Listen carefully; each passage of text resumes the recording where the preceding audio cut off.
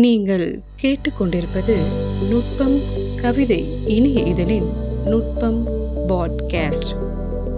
கவிதைகளும் குரலும் ரேவா. கவிதையின் தலைப்பு மாறும் பருவத்தின் வளை சிலந்தி. ஒரு குறியீட்டை போல் உள்நுழைகிறது குற்ற உணர்ச்சி. உணர்வு அல்ல உணர்ச்சி என்பதில் திடுக்கிடுகிற படிவரிசை மாற்றி மாற்றி மேலேற்றும் சுமைக்குள் என் சொந்தமற்ற நான் எனக்கு சொந்தமற்றதை தோல் மாற்றும் காரணத்தில் பின்னப்படுகிறது சிலந்தி வலை. எல்லா பின்னலும், எல்லா காரணமும், எல்லா கதை சொல்லலும், எல்லாமும் குவிய மறுக்கிற மையத்தின் மேல் ஆளுக்கொரு எட்டுக்கால். எட்டும் திசை அடையும் இலக்கில் பின்னிவிட்ட வலை பின்னுகிறது காரணத்தை.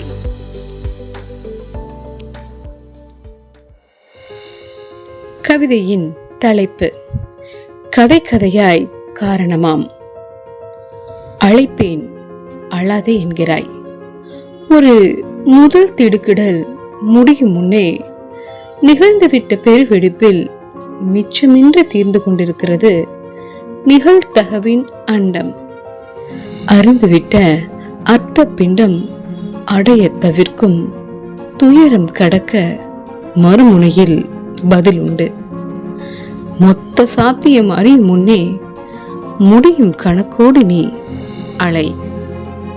கவிதையின் தலைப்பு கோடை சொல்லின் ரசவாதம். நன்றாக போய்கொண்டிருப்பதாக நம்பிக்கொண்டிருக்கும் போதே பாதைகள் படியிறங்கி நடக்கத் தொடங்கிய அப்பின்மதிய வெயில் மறப்பதற்கில்லை. தந்துவிடாத இடம் சொடுக்கிட்ட அதிகாரத்தின் மேல் நின்று கொள்கிறது.